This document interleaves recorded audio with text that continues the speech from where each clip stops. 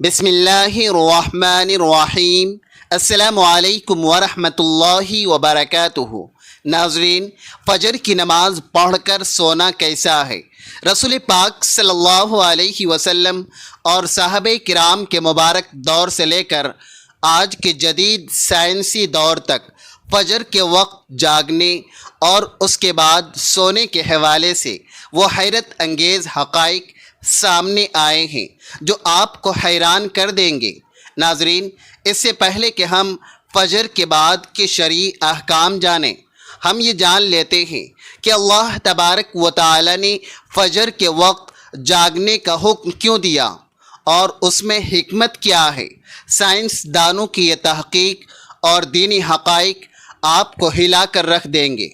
Science دانوں نے جب فجر کی نماز کے وقت اور صبح کے معطرات پر ریسرچ کی کہ صبح کے وقت جاگنے سے انسانی جسم، دماغ اور روح پر کیا اثرات مرتب ہوتے ہیں، تو ایسی تحقیق سامنے آئی کہ جسے سن کر آپ کبھی فجر کی نماز قضا نہیں کریں گے۔ اور تاجدار مدینہ صلی اللہ علیہ وسلم نے کیوں فرمایا تھا کہ اگر لوگ فجر کی فضیلت جان لیتے تو گھسیٹ کر بھی آنا پڑتا تو ضرور آتے۔ اللہ کے احکام کو بجا لانے اور ممنوعات سے پرہیز کرنے کا نام بندگی ہے، عبادت ہے۔ اسلام کے نزدیک عبادت کا مفہوم نہایت وسیع ہے۔ اسلام کا مطالبہ ہے کہ انسان کی پوری زندگی اطاعت الہی سے عبارت ہو۔ وہ اس طرح زندگی بسر کرے کہ اس کا ہر کام ثواب کا باعث بنے، اور اس کا واحد طریقہ یہی ہے کہ وہ اللہ تبارک و تعالی کے بتائے ہوئے طریقے کے مطابق زندگی بسر کرے، ہر بات میں حکم الہی کو پیش نظر رکھے۔ اسلام اس عظیم مقصد کے لیے انسان کی بہترین تربیت کرتا ہے، جس کی بدولت بندہ مومن بنتا ہے۔ اسلام کی عمارت انہی مستحکم ستونوں پر قائم ہے۔ ارکان اسلام میں نماز سر فہرست اور پہلے نمبر پر ہے۔ تمام عبادات میں نماز کو جو اہمیت اور فضیلت حاصل ہے، وہ کسی بھی صاحب ایمان اہل نظر سے چھپی ہوئی نہیں ہے۔ نماز کی اہمیت کا اندازہ اس بات سے لگائیں کہ قرآن کریم میں نماز قائم کرنے کا حکم 10 بار نہایت تاکید کے ساتھ آیا ہے۔ ایمان کے بعد سب سے اہم رکن جس کا مطالبہ اہل اسلام سے کیا گیا ہے وہ نماز ہی ہے۔ نماز مسلمانوں کی دینی پہچان اور امتیازی نشان ہے۔ یہی وجہ ہے کہ قرآن و حدیث میں اس کی ادائیگی پر بہت زیادہ زور اور تارکین کے لیے سخت وعیدیں موجود ہیں۔ فرمان نبوی صلی اللہ علیہ وسلم کے مطابق نماز کی دین میں وہی اہمیت ہے جو انسانی جسم میں سر کی ہے۔ مومن اور کافر کے درمیان امتیاز کرنے والی چیز نماز ہے، لہذا جس نے قصداً اسے چھوڑا اس نے کفر کا کام کیا۔ یہ حدیث مبارکہ کے الفاظ ہیں۔ اس وعید سے اندازہ لگایا جا سکتا ہے کہ اسلام میں نماز کی اہمیت کیا ہے۔ جو عبادت جس قدر اہم اور ضروری ہوتی ہے، اس کی بجا آوری پر اجر و ثواب بھی اسی قدر زیادہ ملتا ہے۔ چنانچہ نماز کا ثواب بھی اس قدر ہے کہ انسان اس کا مکمل احاطہ نہیں کر سکتا۔ لیکن 5 وقتہ نمازوں میں فجر کی نماز کی اہمیت اور فضیلت سب سے نمایاں ہے، اور اس کی ادائیگی پر اجر و ثواب بھی دیگر نمازوں سے بہت زیادہ ہے۔ اس کی وجہ یہ ہے کہ فجر کے وقت پوری دنیا نیند کی آغوش میں محو استراحت ہوتی ہے اور خواب خرگوش کے مزے لے رہی ہوتی ہے۔ لوگوں پر غفلت اور سستی کا غلبہ ہوتا ہے۔ ایسے میں نرم اور گرم آرام دہ بستر کو چھوڑ کر اللہ تبارک و تعالی کی اطاعت اور محبت میں بارگاہ الہی میں سجدہ ریز ہونا بڑا پرمشقت اور نفس و شیطان کو زیر کرنے جیسا عظیم کام ہے۔ اللہ تبارک و تعالی کی سنت یہ ہے کہ بندے کو جس نیکی کے کرنے میں مشقت زیادہ ہو اور نفس و شیطان سے سخت لڑائی لڑنی پڑے، اللہ تبارک و تعالی اس پر اتنا ہی زیادہ اجر و ثواب عطا فرماتا ہے، خواہ وہ عمل ظاہری طور پر کتنا ہی مختصر کیوں نہ ہو۔ قرآن و حدیث سے بھی نماز فجر کی قرات اور تلاوت قرآن کی عظمت اجاگر ہوتی ہے، جس سے وقت فجر اور نماز فجر کی بلند مرتبت کا پتہ چلتا ہے۔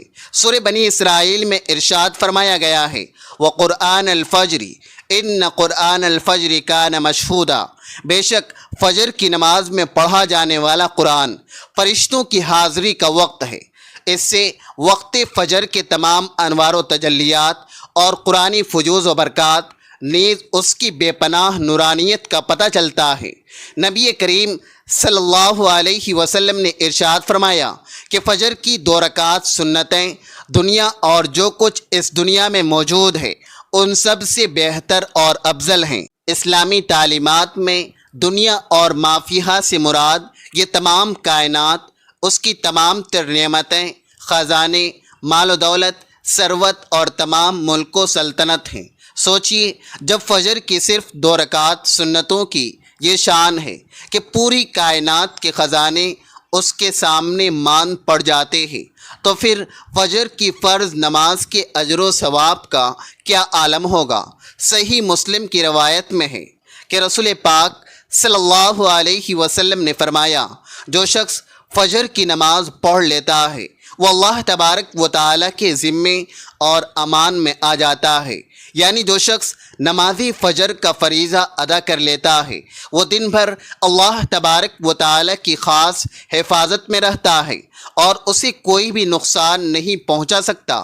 بخاری اور مسلم ہی کی ایک مبارک روایت میں ہے کہ جس نے 2 ٹھنڈے وقتوں کی نمازیں یعنی فجر اور عصر ادا کر لی وہ جنت میں داخل ہوگا۔ یعنی آپ صلی اللہ علیہ وسلم نے فجر اور عصر کی پابندی کرنے والے کو جنت کی عظیم بشارت سنائی ہے۔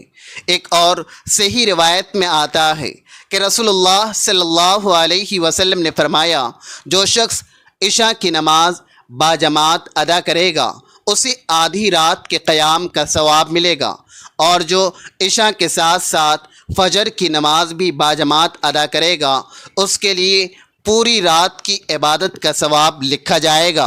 افسوس کہ آج نماز فجر کی ادائیگی میں ہماری سستی، غفلت اور کاہلی انتہا کو پہنچی ہوئی ہے۔ کوئی بھی موسم ہو، بقیہ 4 نمازوں کے مقابلے میں فجر میں نمازیوں کی تعداد بہت کم ہوتی ہے۔ یہی حال گھروں میں خواتین کی نماز فجر کا ہے کہ فجر میں وہ اہتمام نظر نہیں آتا جو بقیہ نمازوں میں ہوتا ہے۔ موسم گرما میں راتیں چھوٹی ہونے کا بہانہ بنانا اور موسم سرما میں صبح کی شدید سردی کا عذر پیش کرنا نماز میں کوتاہی کے لیے بارگاہ الہی میں ہرگز قابل قبول نہ ہوگا۔ ہم میں سے اکثر لوگوں کو ایک شکایت ہمیشہ رہتی ہے کہ روزی میں برکت نہیں، گھر میں خیر و برکت ختم ہو گئی ہے، کتنا ہی کما لیں پتہ ہی نہیں چلتا کہ پیسہ کہاں گیا، ہر وقت کوئی نہ کوئی پریشانی رہتی ہے، کبھی بیماری تو کبھی تنگی۔ اگر ہم ان تمام بے برکتی، تنگ دستی اور پریشانیوں کا جائزہ لیں تو معلوم ہوگا کہ یہ سب نماز فجر کی ادائیگی میں غفلت، کاہلی اور لاپرواہی کا نتیجہ ہے۔ احادیث مبارکہ میں صبح کے وقت میں برکت کی دعا فرمائی گئی ہے اور فجر کے وقت کو رزق کی برکت کا وقت قرار دیا گیا ہے۔ نبی اکرم صلی اللہ علیہ وسلم نے اللہ تبارک و تعالی سے دعا فرمائی کہ اے اللہ میری امت کے لیے صبح کے وقت میں برکت عطا فرما۔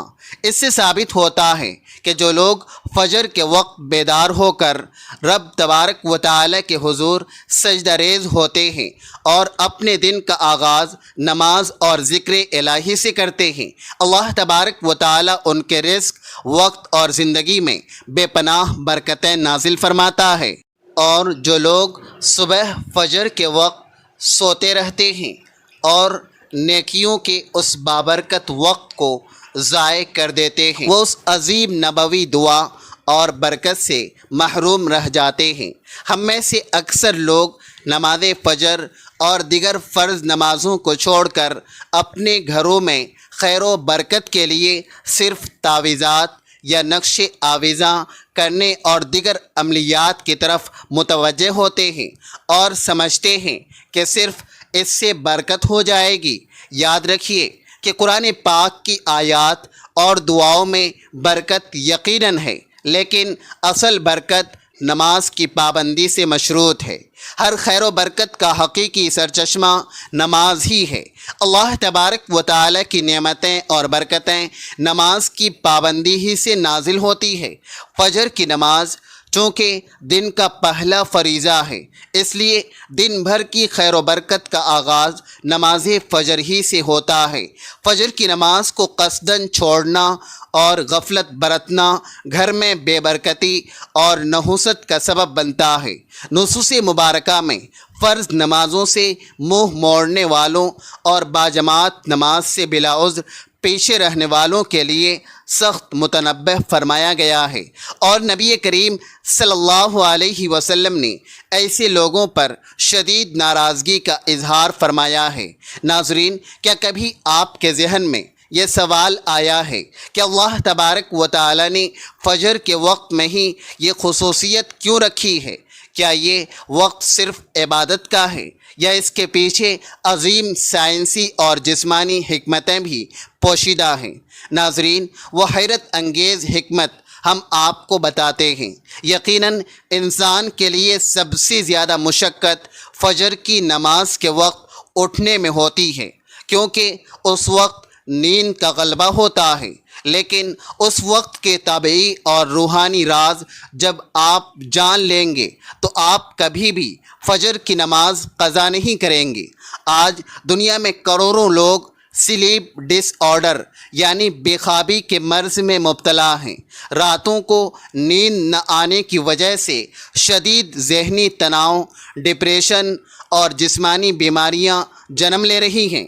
اس بیماری کا سب سے بڑا سبب فطرتی اصولوں اور احکام الہی سے دوری ہے۔ ساری رات فون اور فضولیات میں جاگنے کے بعد لوگ صبح کے وقت سوتے ہیں، جو کہ جسم اور روح دونوں کے لیے نقصان دہ ہے۔ صحیح احادیث مبارکہ میں آتا ہے کہ رات اور دن کے فرشتے فجر اور عصر کی نمازوں کے وقت جمع ہوتے ہیں اور ڈیوٹی تبدیل کرتے ہیں۔ پھر جب فرشتے بارگاہ الہی میں حاضر ہوتے ہیں تو اللہ تبارک و تعالی باوجود کہ سب جانتا ہے اپنے فرشتوں سے پوچھتا ہے کہ تم نے میرے بندوں کو کس حال میں چھوڑا؟ فرشتے عرض کرتے ہیں، مالک، جب ہم ان کے پاس گئے تھے تب بھی وہ نماز پڑھ رہے تھے، اور جب ہم واپس آئے تب بھی وہ نماز پڑھ رہے تھے۔ فجر اور عصر کے اوقات میں جاگنے اور بیدار رہنے کے پیچھے عظیم طبی حکمتیں بھی ہیں۔ جدید سائنس بتاتی ہے کہ صبح طلوع آفتاب سے پہلے فضائی ماحول میں خالص آکسیجن کی مقدار سب سے زیادہ اور صاف شفاف ہوتی ہے، جو انسانی پھیپھڑوں، دل، دماغ اور بالخصوص دوران خون کو تر و تازہ رکھنے کے لیے انتہائی ضروری ہوتی ہے۔ جو انسان اس وقت سوتا رہتا ہے وہ اس قدرتی دوا اور صاف ستھری آکسیجن کے فائدے سے محروم رہ جاتا ہے، جس کی وجہ سے دیر سے اٹھنے کے بعد بھی اس کا سر بھاری، طبیعت بوجھل اور جسم تھکا تھکا رہتا ہے۔ یہی وجہ ہے کہ اسلام نے صبح کے اس بابرکت وقت کو سونے میں ضائع کرنے کے بجائے ذکر اور نماز میں گزارنے کی تعلیم دی ہے۔ رسول کریم صلی اللہ علیہ وسلم نے فرمایا، جس نے سورج نکلنے سے پہلے اور سورج غروب ہونے سے پہلے یعنی فجر اور عصر کی نمازیں ادا کی، وہ ہرگز جہنم میں داخل نہیں ہوگا۔ فجر کی نماز کے ایسے بے شمار دینی، طبی اور روحانی فوائد ہیں کہ اگر انسان ان کی حقیقت کو جان لے تو کبھی بھی فجر کی نماز میں سستی اور غفلت نہ کرے۔ اب آتا ہے اہم سوال، کیا فجر کی نماز کے بعد سونا شرعاً جائز ہے؟ جی ہاں، فجر کی نماز ادا کرنے کے بعد سونا گناہ یا حرام نہیں ہے، بلکہ شرعاً جائز ہے، لیکن بلا ضرورت شدید اس کو اپنا مستقل معمول بنا لینا اور سورج نکلنے تک بلا سبب سوئے رہنا علماء کرام اور محدثین کے نزدیک ناپسندیدہ اور مکروہ تنزیہی ہے، کیونکہ یہ کاہلی کا باعث بنتا ہے۔ اگر کوئی شخص رات کو ڈیوٹی یا عبادت کی وجہ سے تھکا ہوا ہو اور اسے نیند کی سخت حاجت ہو تو فجر کی نماز کے بعد سو سکتا ہے۔